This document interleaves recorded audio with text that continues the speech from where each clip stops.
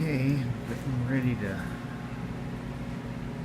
put this on there, slide it underneath up into place. Let's see what this looks like. Had some problems with my clear coat application. Big surprise.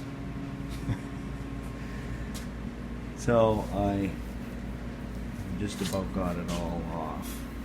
Basically, I had real bad orange peel for some reason, only on it, like this side real bad, this side's not that great.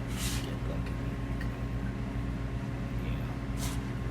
Yeah. Anyway, I'm just gonna strip just this little area here, this inside here, and that's it. Rest of this I'm gonna leave. It is fairly orange peely, you know, but you can't really tell. And it was just to protect the surface is what I was just really worried about, because you can see that's where it sits in the frame. It's not too bad.